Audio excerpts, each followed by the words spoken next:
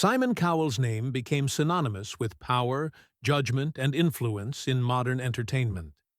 His voice could turn unknown singers into global stars or end dreams in seconds. To the public, he appeared untouchable, confident, and in control. Yet behind the sharp suits and sharper words lived a man shaped by emotional distance, fear of invisibility, and relentless pressure.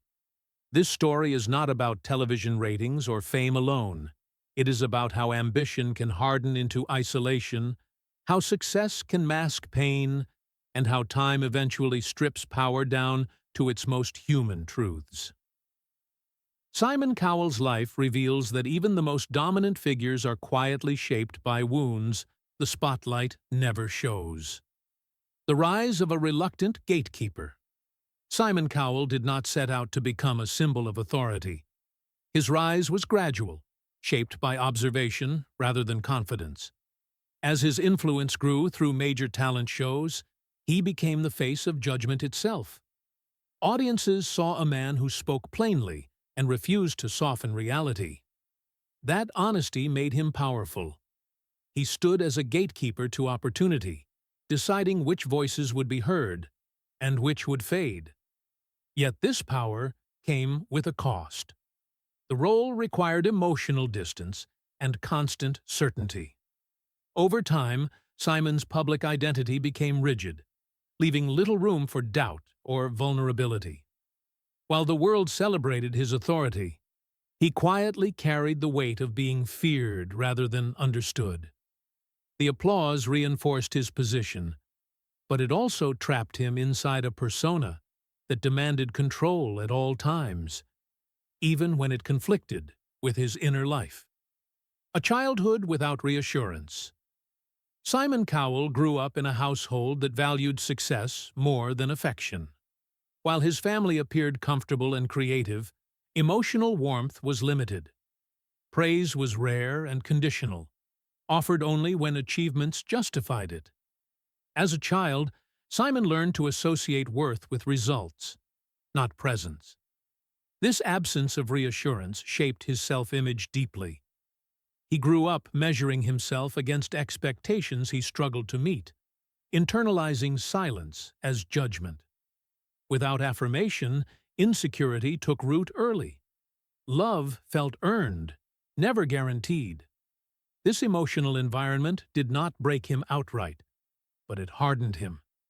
It taught him to seek validation externally and to fear failure intensely. Long before fame arrived, Simon was already chasing approval, not from audiences, but from an inner voice shaped by years of emotional restraint and unmet longing.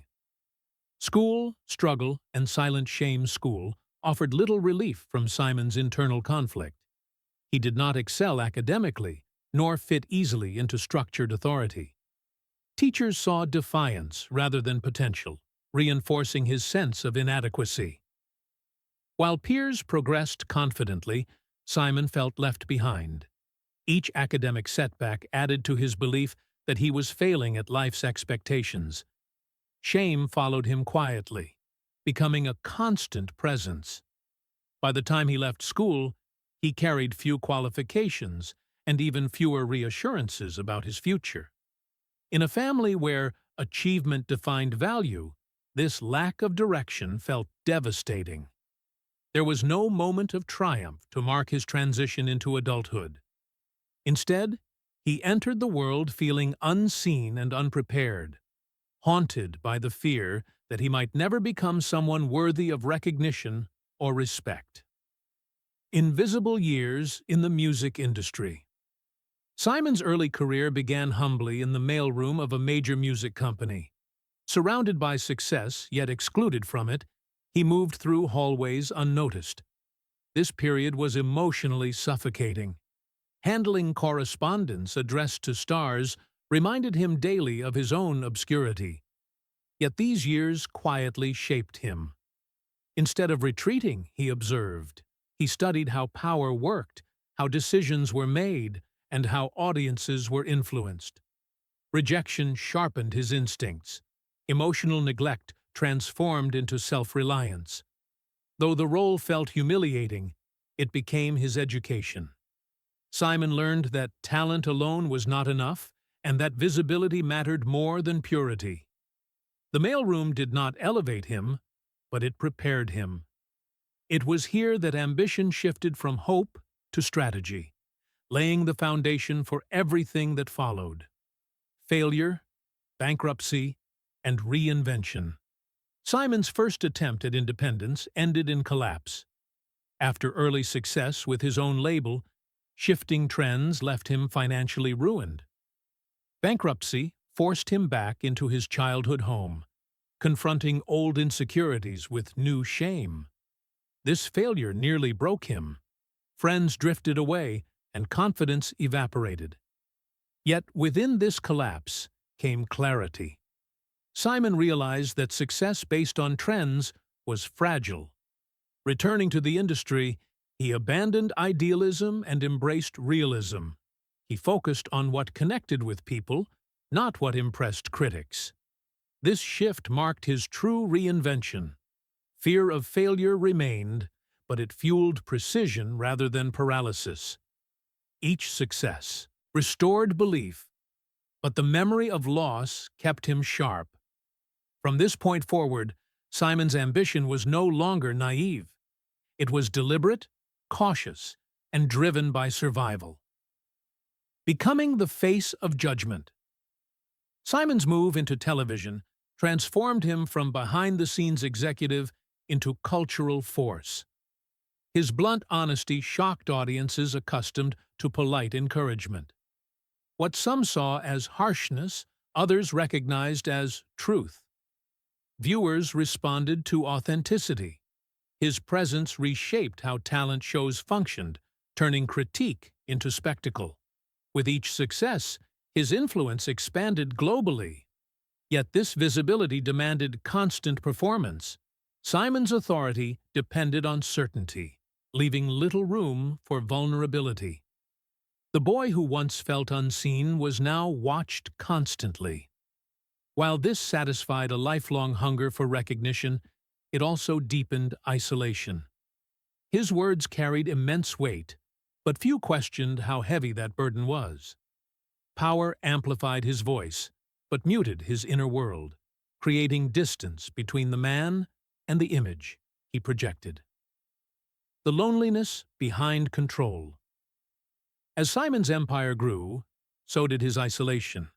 Endless schedules replaced rest, and relationships struggled under constant pressure. Surrounded by people, he felt emotionally alone.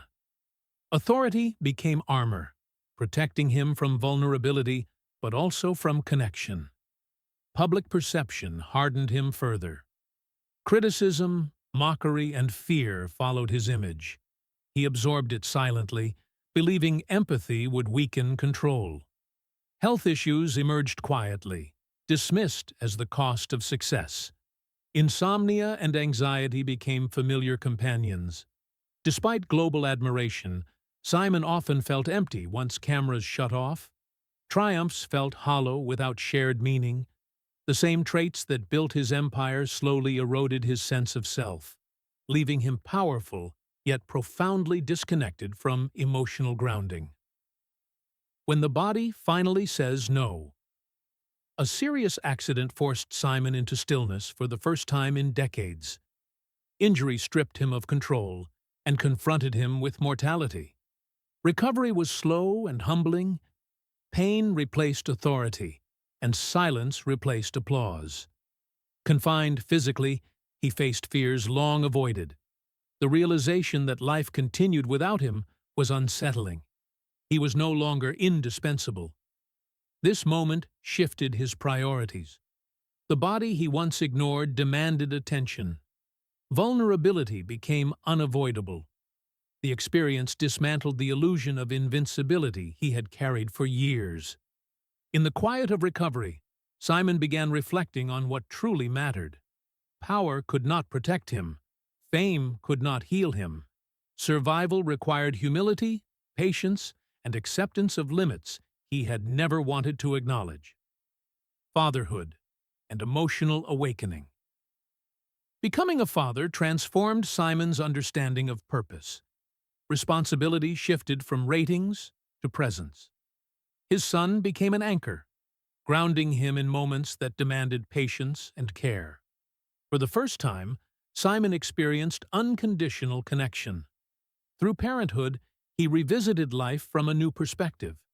He offered the reassurance he never received, discovering healing through giving. Routine moments gained significance. This role softened him, allowing reflection without judgment. Fatherhood did not erase past wounds, but it reframed them. It taught him that success is not measured by dominance, but by consistency and care. The man once driven by validation found meaning in being seen not as a judge, but as a guide. Redefining legacy through empathy. Today, Simon Cowell stands changed.